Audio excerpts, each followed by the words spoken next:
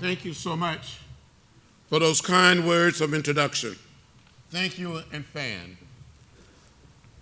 Let me say to the principal, to the outgoing superintendent, and the incoming superintendent, to all of the parents, teachers, and friends, I'm delighted and very happy and very pleased to be here. You're a good-looking group. You're beautiful, and you're handsome. Now, I didn't grow up in a big city like Chicago, or Rockford, or Springfield, Buffalo, Detroit, or Philadelphia, or Atlanta. I grew up in rural Alabama, 50 miles from Montgomery, outside of a little place called Troy. My father was a sharecropper, a tenant farmer. But in 1944, when I was 4 years old, and I do remember when I was 4, how many of you remember when you were 4? Oh, that's pretty good. What happened to the rest of us? My father had saved $300, and a man sold him 110 acres of land. My family still owns this land today. On this farm, we raised a lot of cotton and corn, peanuts, hogs, cows, and chickens. Sometime I would be out there working in the field, picking cotton, gathering peanuts, pulling corn. My mother would say, "Boy, you need to catch up. You're falling behind." And I would say, "This is hard work." And she would say, "Hard work never killed anybody." I said, "Well, it's about to kill me." So as a little child, I fell in love with raising chickens. Now, how many of you know anything about raising chickens? In March, book 1, we tell the story of mine being devoted to raising chickens. I know all of you like chicken, right? Mostly, but you don't know anything about raising chickens, right? Any of you know anything about raising chicken? Okay, young lady there. Young lady there. Okay, for you may not know anything about raising chickens. Why don't we compare notes here? Then we have a little test. But growing up there, I fell in love with raising chickens. When the setting hen was set, we'd take the fresh eggs, mark them with a pencil, place them under the setting hen, and wait for 3 long weeks for the little chicks to hatch. Some of you may be saying, "Now, John Lewis, why do you mark those fresh eggs with a pencil?" Well, from time to time, another hen would get on that same nest, and there would be some more eggs, fresh eggs. You had to be able to tell the fresh eggs from the eggs that were already under the setting hen. Do you follow me? You don't follow me. It's okay. So when these little chicks would hatch, I would fool these setting hens. I would cheat on these setting hens. I would take these little chicks and give them to another hen. Put the chicks in a box with a lantern. Get some more fresh eggs. Mark with a pencil. Place them under the setting hen. Encourage the setting hen to stay in the nest for another 3 weeks. I kept on fooling and cheating on these setting hens. And when I look back on it, it was not the right thing to do. It was not the moral thing to do. It was not the most loving thing to do. It was not the most nonviolent thing to do. But I was never quite able to save $18.98 to order the most inexpensive incubator or hatcher from the Center Book store. Any of you old enough to remember the Center Book catalog? That big book? You really remember? That heavy book? That thick book? Some people call it the wish book. I wish I had this. I wish I had that. So I just kept on wishing. When I was a little child, about 8 or 9 years old, I wanted to be a minister. And one of my uncles had Santa Claus to bring me a Bible. I learned to read the Bible. So with the help of my brothers and sisters and first cousins, we would gather all of our chickens together in the chicken yard. And my brothers and sisters and cousins would line outside of the chicken yard, and I would start speaking or preaching. And when I look back on it, some of these chickens would bow their heads. Some of these chickens would shake their heads. They never quite said amen. But I'm convinced that some of those chickens that I preached to in the 40s and the 50s tended to listen to me much better than some of my colleagues listen to me today in the Congress.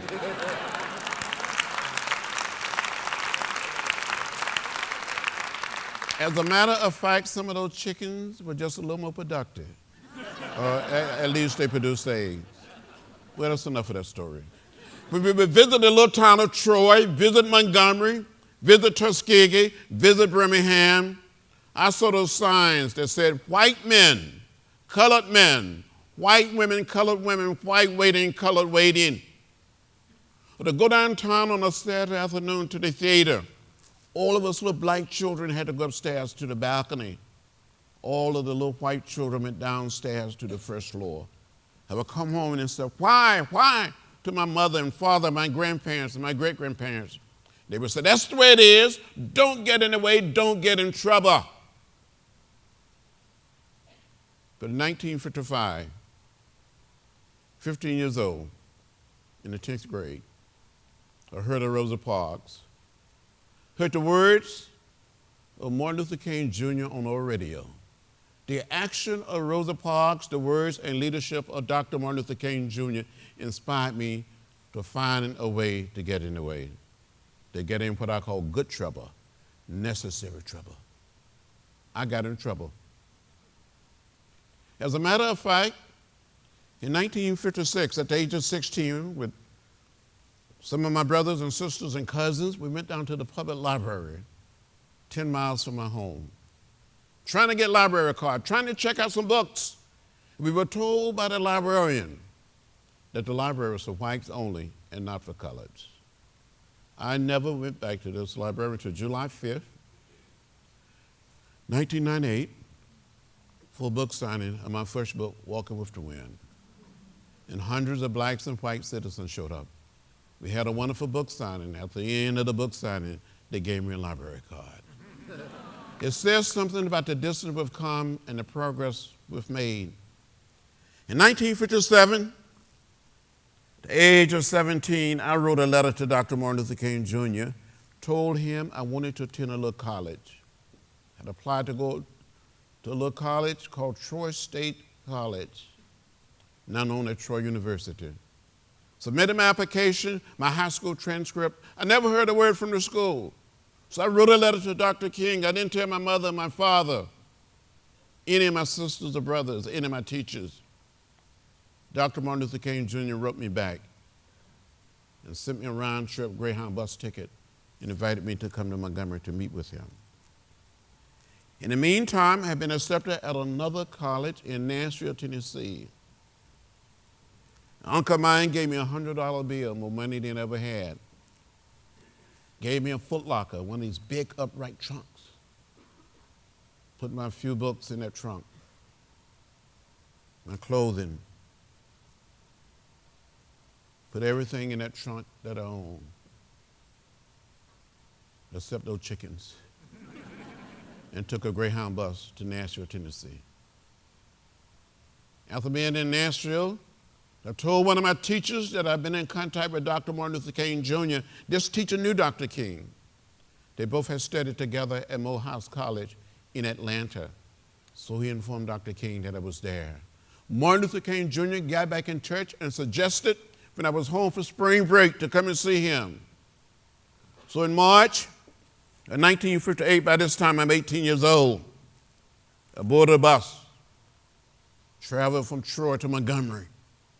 A young lawyer by the name of Fred Gray, who had been the lawyer for Rosa Parks, for Dr. King, and the people involved in the Montgomery Bus Boycott, met me at the Greyhound bus station and drove me to the First Baptist Church in downtown Montgomery, pastored by the Reverend Ralph Abernathy, and ushered me into the church. I saw Martin Luther King Jr. and Reverend Ralph Abernathy standing behind a desk, and Dr. King said, "Are you John Lewis? Are you the boy from Troy?" And I said, "Dr. King, I am John Robert Lewis." I gave my whole name to him, and he still called me the boy from Troy. He said, "If you want to attend Troy State, we will support you. But you need to go back and have a discussion with your mother and your father. Your home could be bombed or burned. They could lose the land. And I went back, had a discussion with my mother and my father. They were so afraid they didn't want to have anything to do with my attempting to enroll at this college. So I continued to study in Nashville. So it was in Nashville, Tennessee, that students from Vanderbilt University, Tennessee State University, Meharry Medical College, American Baptist, and Fisk University started studying the way of peace, studying the philosophy and the discipline of nonviolence. And we came across a comic book that Andrew would tell you much more about. 16 pages, it sold for 10 cents. This little book became our guide. Told us not just the story of Montgomery and Martin Luther King Jr. and Rosa Parks, but the story of Gandhi work in South Africa, what he did in India. And many of us grew to accept the way of peace, the way of love, not just as a philosophy, but as a way of life, as a way of living. We went through role playing, we had social drama. And then we started sitting in on a regular basis. Be sitting there in an orderly, peaceful, nonviolent fashion, waiting to be served, and someone would come up and spit on us. We put a lighted cigarette out in our hair. At one time I did have all my hair. Pour hot water, hot coffee, hot chocolate on us. And we were told over and over again, if we continued to sit in, we would be arrested and taken to jail. We didn't want to be arrested. No one wanted to go to jail. I remember my mother and father saying, don't get in trouble, but I was getting in trouble. It came time to sit in again. And I said to myself, if I'm going to get arrested and go to jail, I wanted to look what some young student used to call fresh, sharp, clean. So I went to a used men's store and bought a used suit. I paid $5 for this suit. And when I got arrested the first time on February 27, 1960, I did look fresh. I looked clean, I looked sharp. A vest came with this suit. If I had this suit today, I could probably sell it on eBay for a lot of money. But the moment that I was arrested, I felt free. I felt liberated. And I have not looked back since. So during the 60s, I was arrested, as you heard, 40 times. And since I've been in Congress, I'm probably going to get arrested again. Since I've been in Congress 5 times, and I'm probably going to get arrested again for something. My last arrest with 8 members of Congress, 200 private citizens, were trying to get the former Speaker of the House to bring forth a comprehensive immigration reform bill. If he had brought that bill forth, every single Democratic member would have voted for the bill, have passed the Senate, and enough Republicans would have crossed over, and we'd have had comprehensive immigration reform. My philosophy is very simple. It doesn't make sense for millions and millions of people to be living in fear, especially young children. When the Pope came and spoke to a joint session of the Congress, he said, we all are immigrants. We all come from some other place.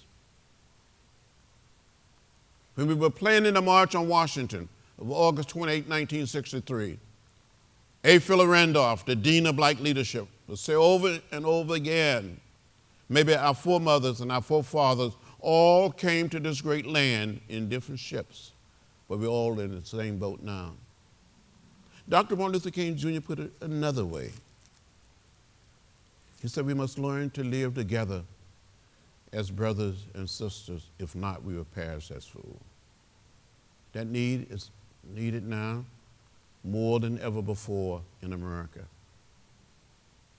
We have to lay down the burden of separation, the burden of division, and create one community, one family. As Americans, we all live in the same house. not just the American house, but the world house. Just think a few short years ago, and March, make it plain, make it crystal clear, and Andrew will tell you more. There were people,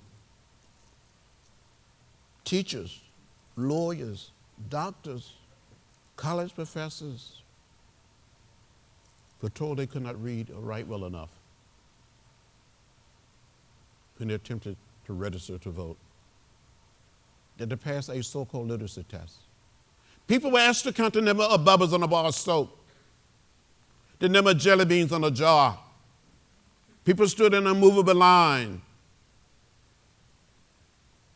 We had to change that. When I spoke at the March on Washington on August 28, 1963, I said, one person, one vote, or one man, one vote. Also said we want our freedom and we want it now. So in March, we tell the story of the struggle.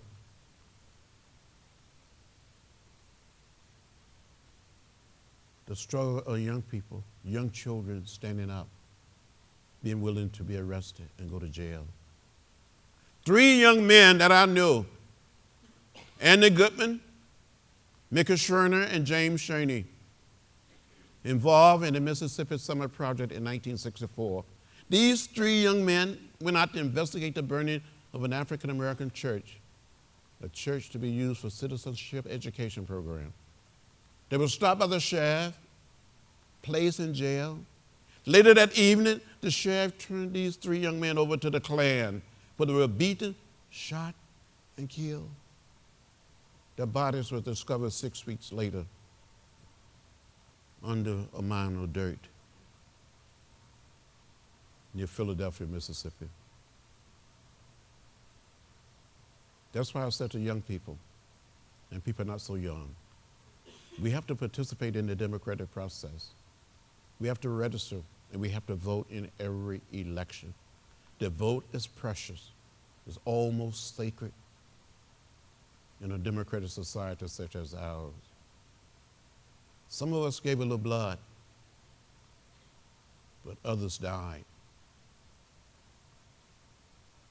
On March 7, 1965, as you heard in the introduction, I was called upon with a young man from Dr. King's organization by the name of Jose Williams to lead a march from Selma, Alabama to Montgomery, 50 miles away.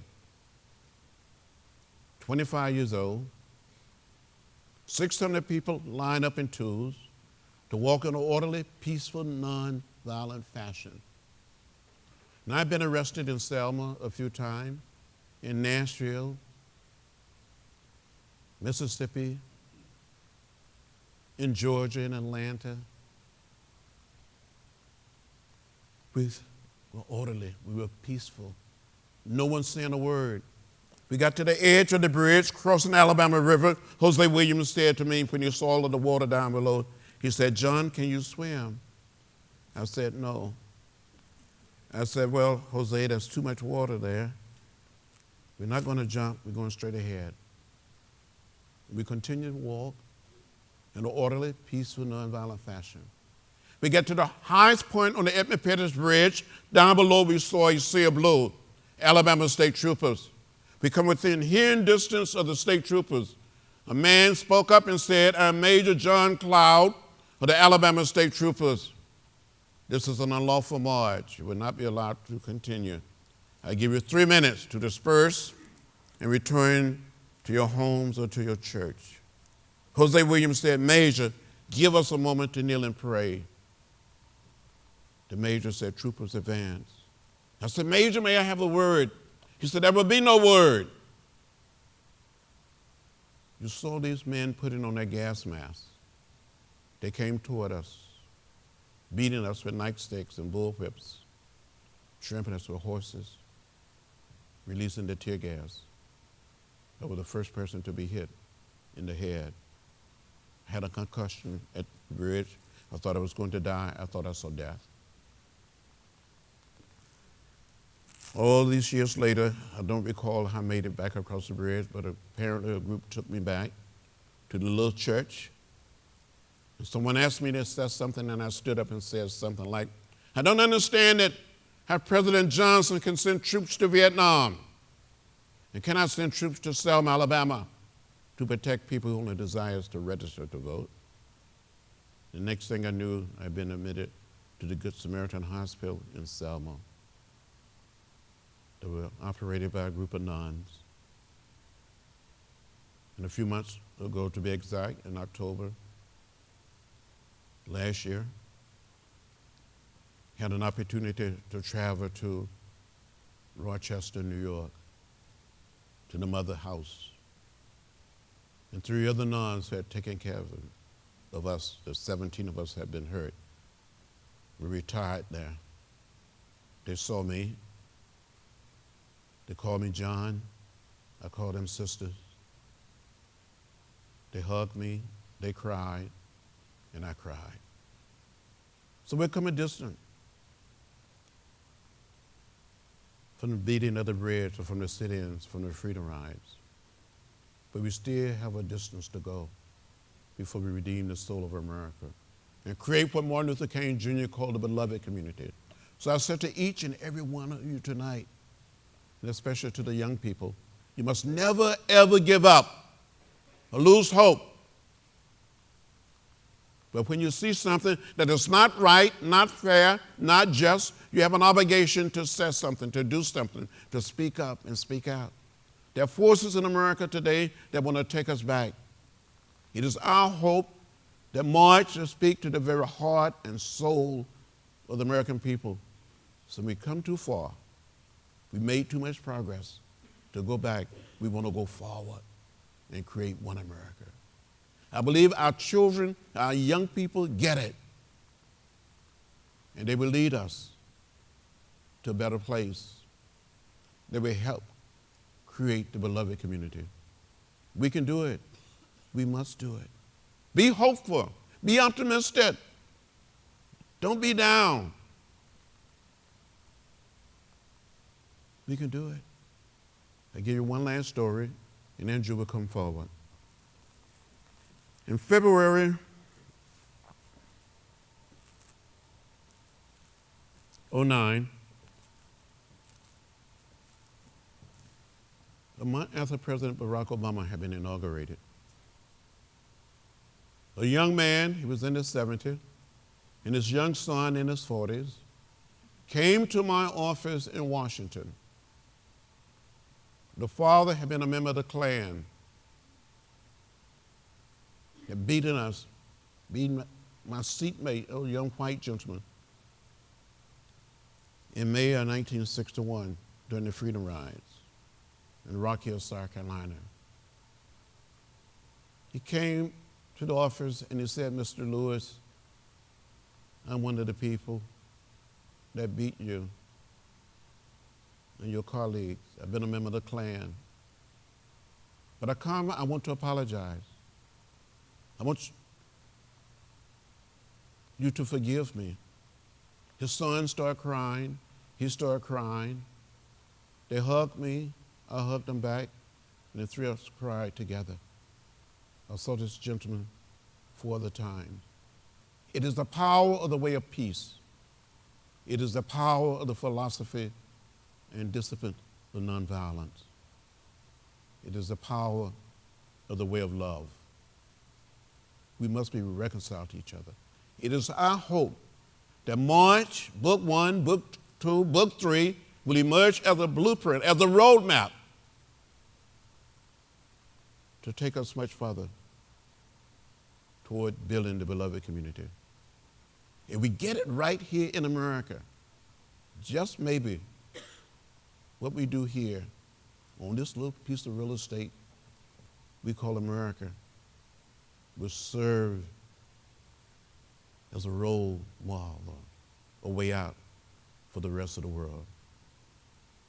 I've said over and over again, I hope March will get other young people involved to say to America and say to the world community that we have a right to know what is in the food we eat, what is in the water we drink, and what is in the air we breathe.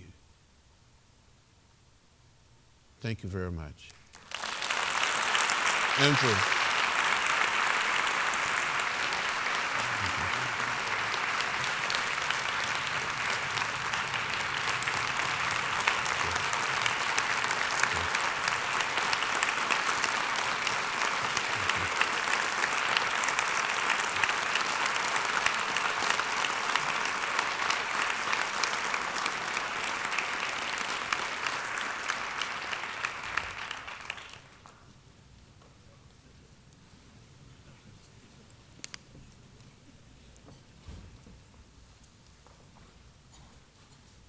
How do you follow that? We've been doing this for 4 years, and it never gets easy, but tonight, man, he really just made it hard. My name is Andrew Aydin. I serve as digital director and policy advisor in the Congressman's office, which means I tweet for a living. It's a big deal these days. Huge.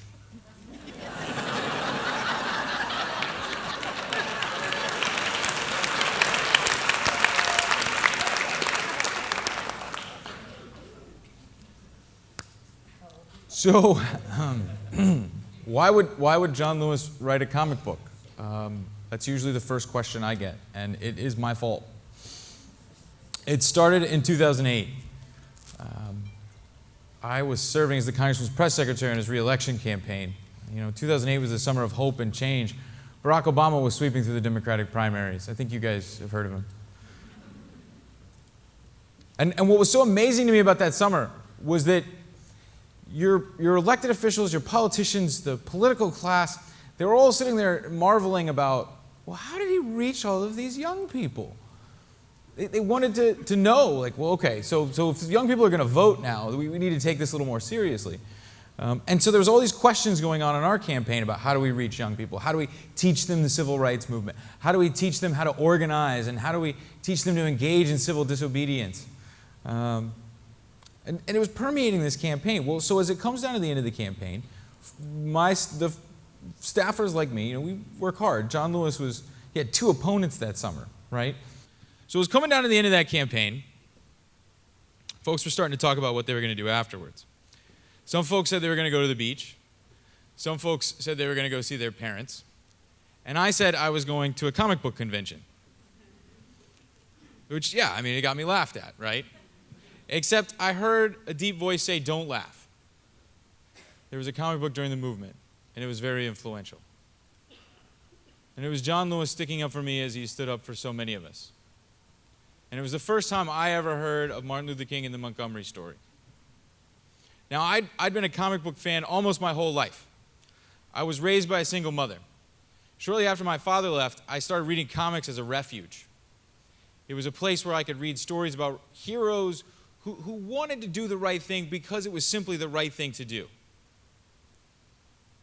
And it was in some ways my sanctuary. I would go to the library a lot as a kid because it was free.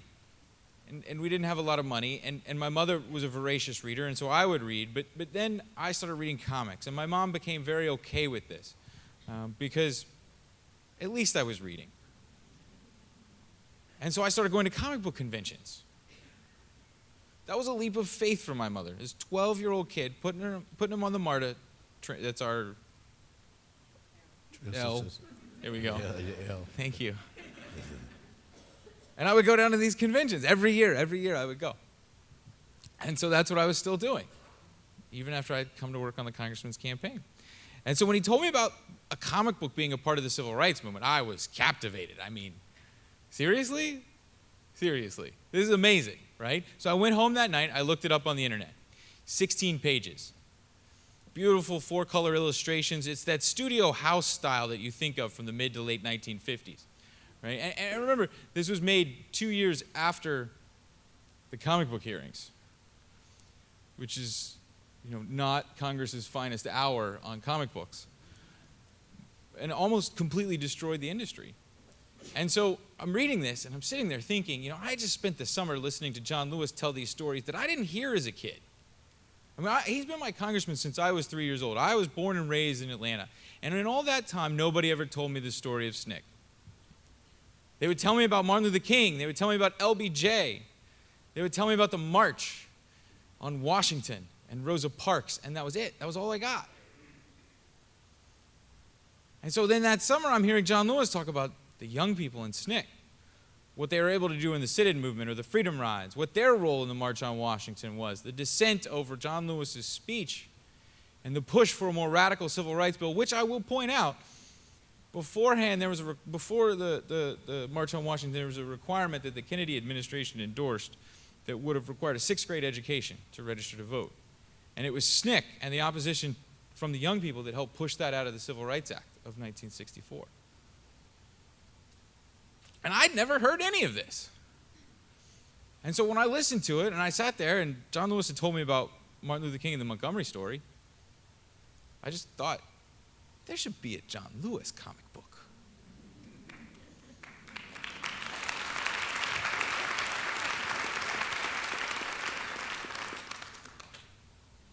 And so I told him that the next day when we were having the same conversation. How do we reach young people? And he was so nice about it. He goes, oh, well, maybe. If you ever work in politics, you'll find maybe is a very nice way of saying no. But I couldn't give up on this idea. I mean, it just, you'll know it when you have one. An idea that's bigger than yourself. An idea that has to happen. Not because you want it to happen, but because the world needs it. And so I just kept asking every day. It would come up. And I would keep plugging away. And not too long after, finally the congressman turned to me after I asked one more time. And he said, okay, I'll do it, but only if you write it with me. And that moment changed my life. Now, how do we get from there to here? That was one of those experiences that I was not prepared for. After that campaign, I came back to Washington, started back in the Congressional office, decided it would be a good idea for me to go to grad school. I think a lot of you guys will realize that pressure, a couple years on the job, you need to go get that grad degree. So I started doing it at night while working on the Hill. And on top of that, the congressman, true to his word, said he would write that comic book if I would work on it with him. And so we started at night and on weekends. Sometimes we'd sneak a moment in an elevator. Sometimes I would interview him at night and I'd fall asleep on the phone. Sometimes he'd fall asleep on the phone. You just hear a little snore on the other end of the line. I'm just kidding, sir. You don't snore. And we worked, and I pitched publishers who said no, and finally we found one who said yes. And lo and behold, then we got an amazing artist named Nate Powell, who really has just done spectacular things with March. And after all that time and all that work, we finally got a copy of it done. Book 1. Originally it was going to be one book, right? But Nate and I just decided at Comic-Con one day at the booth, we looked at the script and he's like, man, this is going to take me like 4 or 5 years to draw. And we were like, well, maybe we should make it smaller. So we decided to make it into a trilogy, which turned out to be a great idea. So that first book comes out in August of 2013. And just after it's released, I get a phone call from a reporter at the Wall Street Journal, of all places. And he says, look, man, I just got a copy of your book, and I don't usually do this, but I read it and I loved it, and I wanted to tell you I gave it to my 9-year-old son. And he read it, and then he went and put on his Sunday suit, and now he's marching around my house demanding equality for everyone.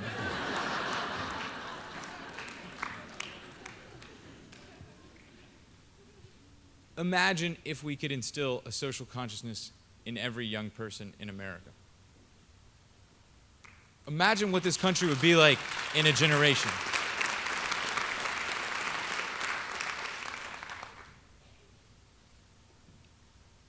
It may seem counterintuitive, especially to those who grew up during the generations of, let's just say, more spandex and white men superhero comics, right?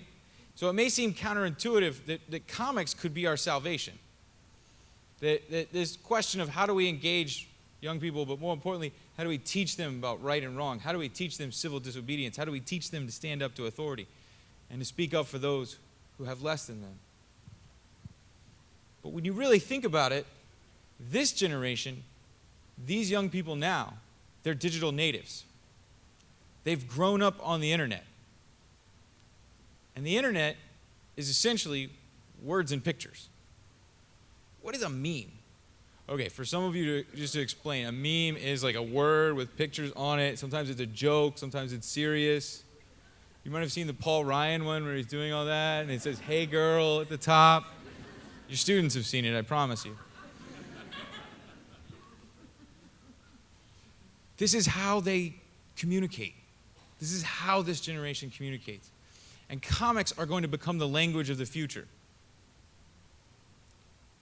I mean, you might think I'm a little nuts, but I won the National Book Award with a comic book, so, you know.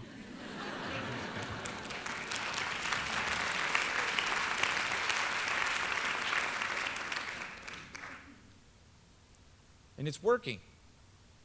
John Lewis's story is so important for all of us to understand what our power is as young people, what we can do as individual citizens, what civil disobedience really means to our democracy.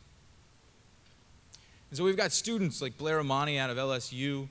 We've got activists up in New York State. They're organizing. They're actually creating organizations and putting pressure on political groups because they read March, they heard us speak, and they decided that's what they wanted to do. It's actually working. And we need it now. 5 years ago, 8 years ago, when we started this, it was a good idea. Now it's a necessary idea. There's something in this country called the 9-word problem. Most students graduate from high school only knowing 9 words about the civil rights movement. The same 9 words that I only knew before I came to work for John Lewis.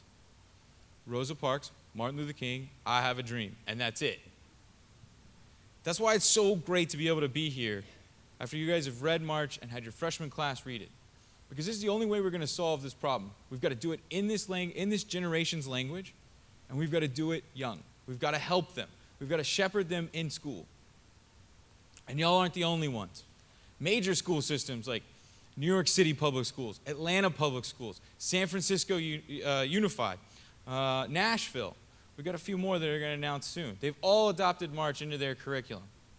Because we can't just do it once. We have to do it every year. It has to be one of our nation's sacred stories. In fact, I think, I don't know if I'm allowed to say this, the Latin School of Chicago, actually, they're replacing To Kill a Mockingbird with March.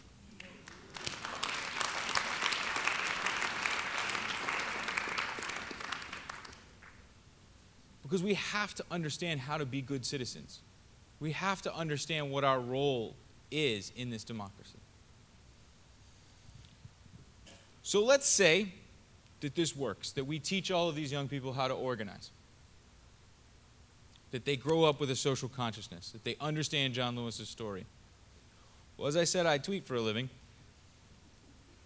And we have to show them the fundamental principles so that they can use the tools of the internet to organize. And not become a generation of armchair activists, but to become a generation of people who show up. The research coming out of the Women's March and other marches that have been happening over the last several months say that the number one way people hear about it, the number one way people get engaged enough to participate is Facebook. So if we're going to use social media, if this is going to get people to show up, we have to teach people the fundamentals. We have to go beyond just posting a march and posting a link. We have to understand the whole spectrum of possibilities. So let's say we get that far. Where do I think this generation needs to start? I think they have to start with student loans. We need an activist generation. Not just one group of people, although one group of people is always a start. But we need an entire generation, like John Lewis's generation, that's willing to go out into the streets, into neighborhoods, into parts of this country that need to be organized, And the only way we can do that is if we lift the burden of debt. Let me put it to you another way. When John Lewis got married in December of 1968, the wedding announcement in the LA Times read, "Lillian Miles to wed unemployed political activist John Lewis." People who are ahead of their time pay a price. And we have to lift the burden of debt so that another generation is free to pay that price for us. Let me tell you one more story and then we take some questions. When I was in high school, I would bring my comics books with me to class. I'd read them in between, Sometimes you put them down on your desk and you look like you're reading. So the teachers know. They're like, yeah, we had that one played. And one time I got caught, basically, with my comics actually out on my desk. And my English teacher came by and she said, "I'm sorry, you can't have those out right now. Those aren't real books." Well, I got to go back to my high school with Congressman Lewis. And I got to have a wonderful discussion with that very same teacher about her experiences teaching our graphic novels in her class.